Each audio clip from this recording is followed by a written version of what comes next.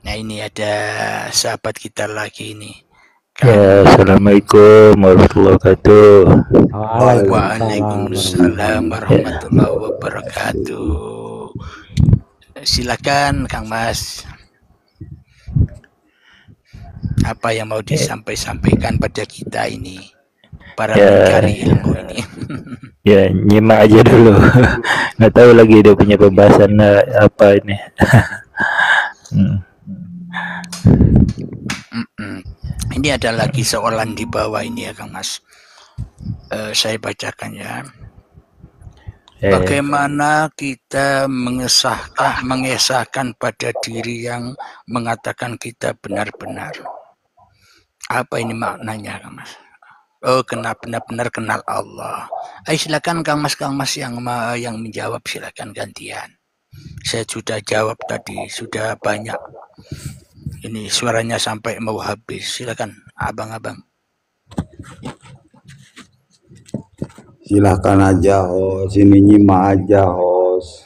Ini Kang siapa? Kang yang baru, Kang Aina ya. Alima apa? Aduh, mata ini sudah tua itu apa? Ya, alim pun boleh, atma pun boleh, gitu. Alim juga nah. Alim pun nama saya juga itu. Ya, ya. Ya silakan, abang. Itu dijawab typing di bawah. Kita sama-sama belajar. Mana kita mengesahkan diri, mengatakan benar. Benar-benar apa ya? Kenal Allah. Ya, ya. Itu kalau mengenal itu Allah sendiri yang kenal itu, bukan kita kan begitu. Alhamdulillahirabbil alamin. Yang mengesahkan Allah itu ya Allah. Bila masih ada manusianya, pasti manusianya hanya mengesahkan dirinya sendiri. Pasti manusianya hanya mentauhidkan dirinya sendiri. Pasti manusianya hanya mengahadkan kehadiran dirinya sendiri di hatinya. Iya kan Kang Mas?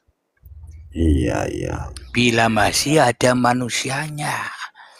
Tapi bila sudah tak ada manusianya, bagaimana mungkin manusianya mau mengesahkan dirinya kepada Tuhan? Wong sebenarnya manusia dengan Tuhannya sudah esa sejak dari tanah dulu sampai jadi tanah lagi. Apanya yang mau diesahkan? Iya enggak Kang Mas? Iya.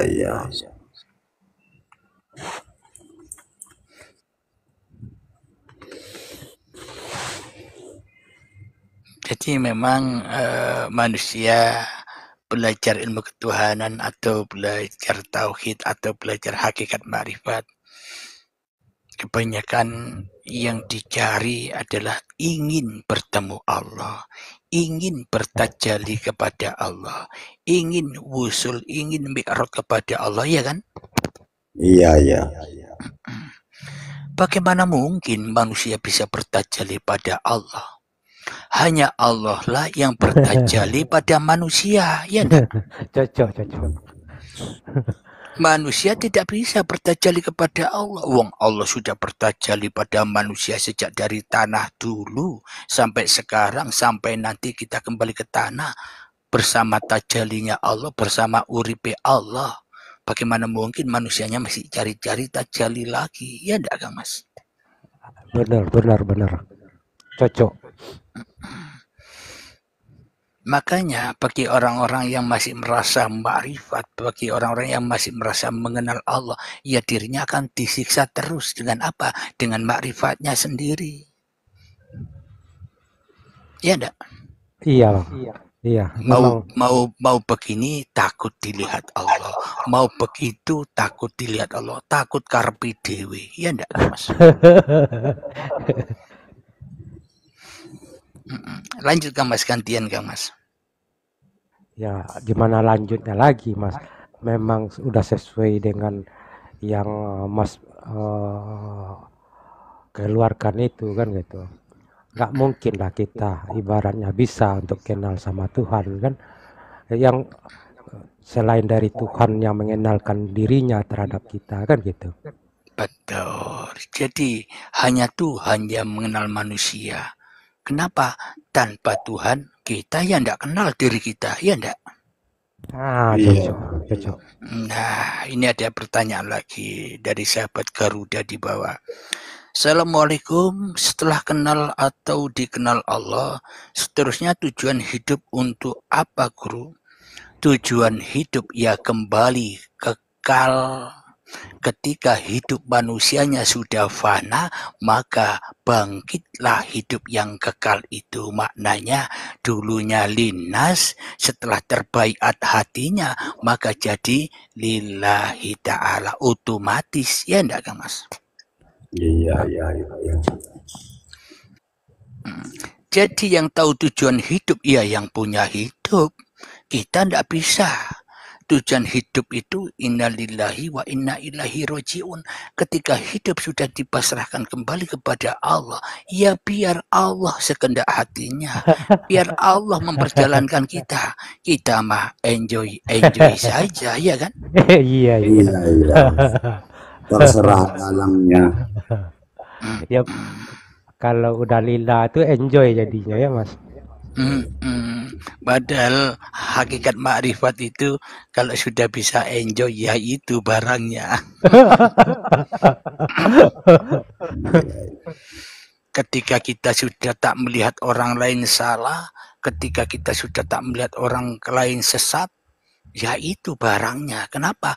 Karena sing bekerja atau yang berafal pada tiap-tiap diri manusia, ya Tuhan itu sendiri, ya enggak? Iya, benar. Mana bisa kita untuk bermarifat, untuk bersyariat, untuk hakikat, semua lah yang disebut, mana bisa kalau nggak Tuhan sendiri yang mengenalkannya, kan gitu. Betul. Jadi yang dilakukan kebanyakan manusia selama ini hanya kendaraannya saja. Sholat itu kendaraan, zikir kendaraan, manusia pun juga kendaraan. Kebanyakan manusia hanya fokus kepada kendaraannya, tidak fokus kemana kita bawa kendaraan ini, kemana kita bawa sholat ini, kemana kita bawa zikir ini, ya kan? Iya, benar. Nah, jadi bila kita hanya berkendara saja, sampai kapan kita sampai kepada tujuan, ya kan? Benar Mas. Padahal di dalam sholat, aqibis sholata lidzikri. Jadi sholat itu bukan tujuan. Tujuan sholat agar kamu mati. Ya enggak? Iya. Jadi sholat 5 waktu itu sesungguhnya ada ini Mas. Kan dalam cerita ini ya, cerita pribadi saya gitu kan. Saya ngambil ini kesempurnaan bisu berbicara kan gitu, kesempurnaan tuli mendengar gitu kan, kesempurnaan buta melihat. Nah, jadi asik jadinya, oh begini kan gitu. Jadi yang mendengar ya yang punya dengar, yang melihat ya yang punya lihat. Kita mah enjoy saja, ya kan? Iya. Jadi memang tujuan manusia diciptakan itu ya untuk enjoy saja. Kenapa? Kita dilayani Allah, bukan Allah yang bukan kita yang melayani Allah, tapi kita yang dilayani Allah. Maka bisa enjoy. Tapi kalau kita yang melayani Allah dengan sholat, kita yang melayani Allah dengan ibadah, ya payah, percuma dan tak bergun, ya kan? Ujung-ujungnya pahala ya. Padahal hakikat pahala itu ketika manusianya sudah enjoy, itu pahala. Dan dosa adalah ketika manusianya yang masih merasa berbuat, ya itulah dosa, ya kan? Iya. Ini ada pertanyaan lagi dari Abang Rahman Omar. Maaf host, tidakkah Allah itu tiada seumpama sesuatu, banyak namanya, perbuatannya dari zatnya.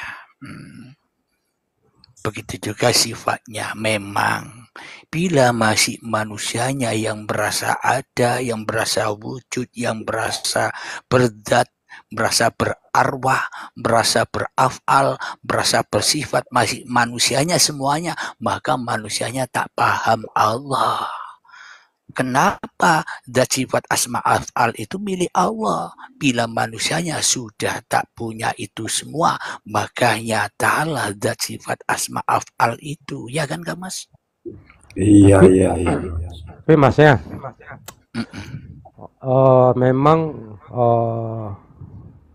banyak yang terjebak. Pernah tahun 5 tahun yang lalu Mas ngomong yang kayak gini kan gitu sama aku kan. Walaupun kita cerita-cerita tapi nyampe jadi kan gitu.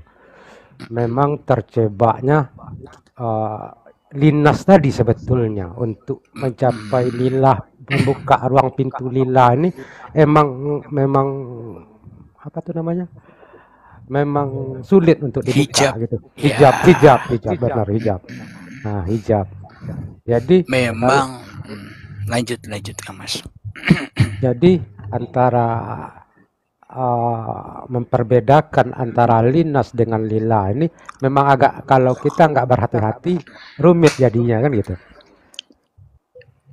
Semakin kita hati-hati ya tetap linnas, Kang Mas. Iya, maksudnya gini. Kalau lillah kan udah dengan kesendiriannya kan gitu. Iya, sudah nggak hati-hati lagi. Nggak ada lagi hati-hati lagi. Nggak ada manusia lagi. Tapi kalau linnas ibaratnya kita yang ibarat mencari mutiara kita kan gitu. Nah kayak gitulah maksudnya. Jadi memang penghalang yang terbesar, hijab yang terbesar adalah manusia itu sendiri. Itulah yang dimaksud Dajjal itu. Benar. Maka mencari ilmu ketuhanan, ilmu hakikat makrifat itu disimbolkan datangnya Isa dan Al-Mahdi, yaitu hakikat makrifat.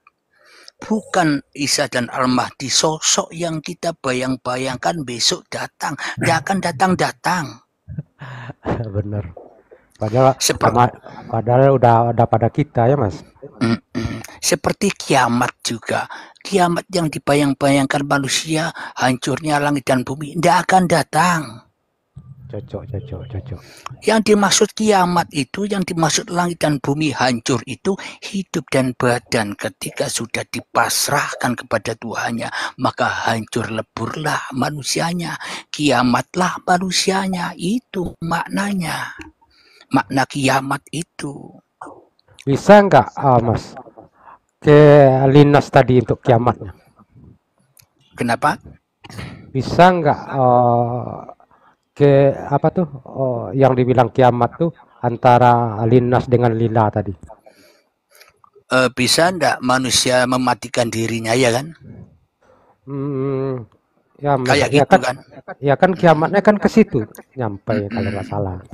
Maknanya begini, bagaimana mungkin manusia bisa mematikan diri manusianya? Wong sudah mati kok masih dimati-matikan? Ya enggak?